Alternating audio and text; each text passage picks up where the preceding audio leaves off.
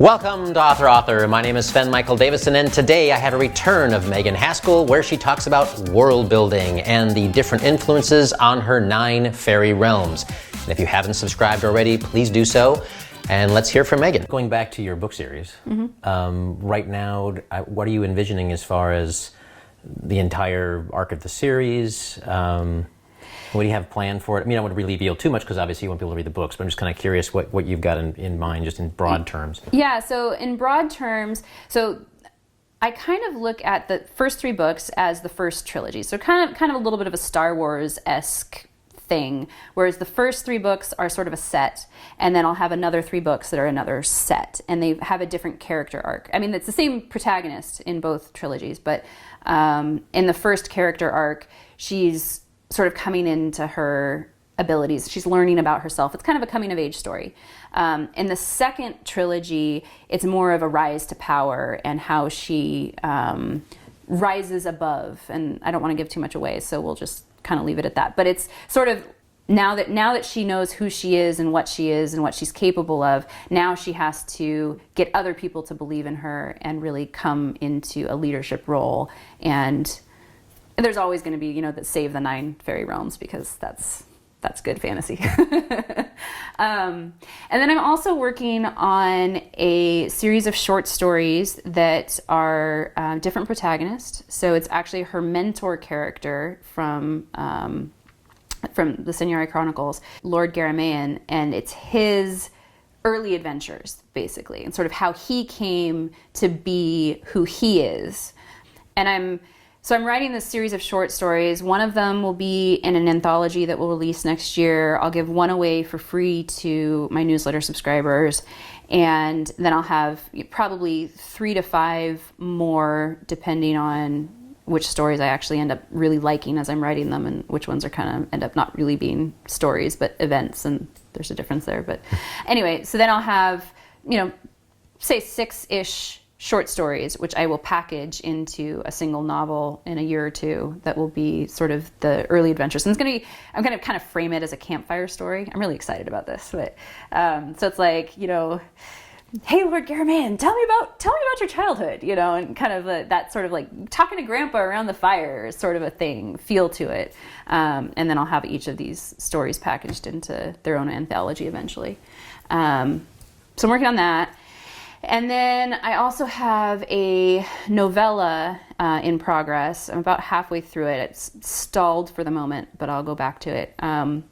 That's a companion novella to the first trilogy, really to books 2 and 3 of the series. And a different protagonist again. It's the Angel Judith. So if any of you are fans, it's the Angel Judith story, and sort of fills in some of the plot holes from books 2 and 3 that Rie couldn't and didn't know, because I write in very close third person, single point of view. So it's sort of what happened behind the scenes, and so it's Judith's story. So I'm working on that novella as well. Wow. So you're keeping it all in the same universe? All in the same universe, at least for now. Yep. Gotcha. Yep. And then any plans to expand beyond that, or this is enough on your plate? For now, it's enough on my plate, although I did promise my husband I would eventually write space opera. Okay. So, because that's his preferred genre.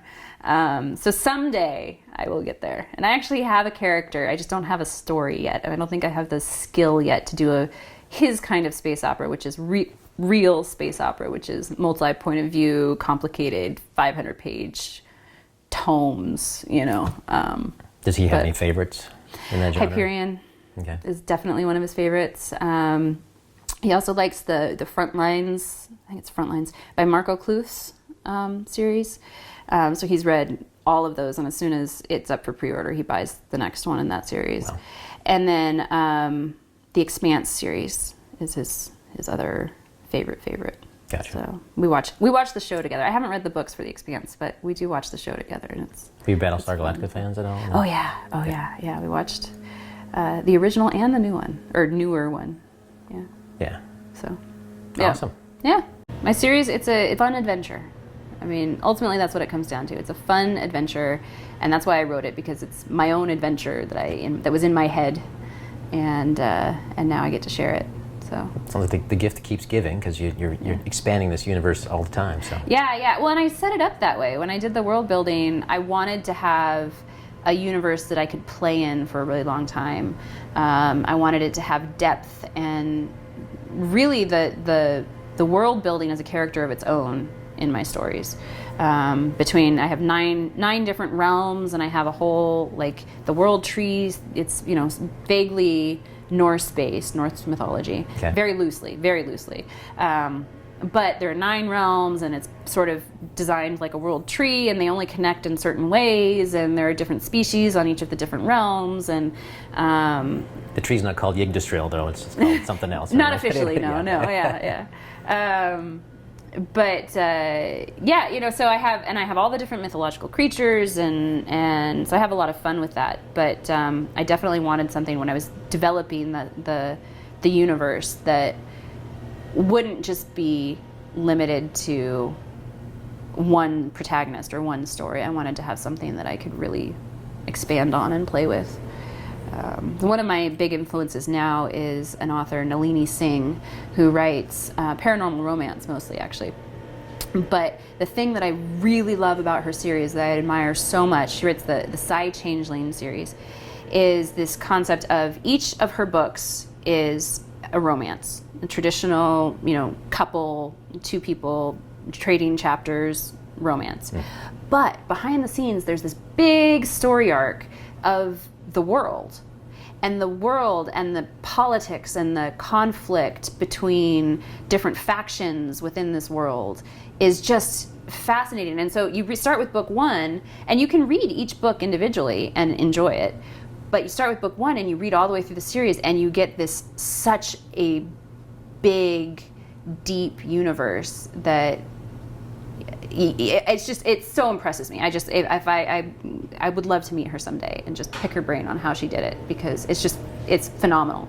And so that's been one of my influences, in having this sort of big political structure background of major players moving within the world. That really. Here comes a leaf blower. Yeah, here comes a leaf blower.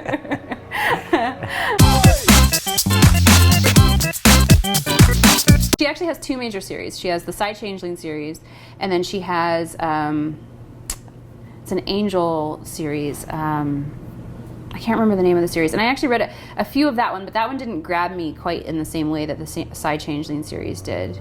And then she actually just self-published a contemporary romance series, the Rock Kiss series. Yeah, I don't know. She's from New Zealand.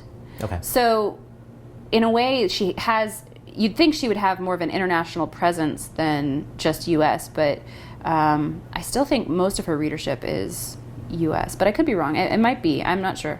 So, yeah.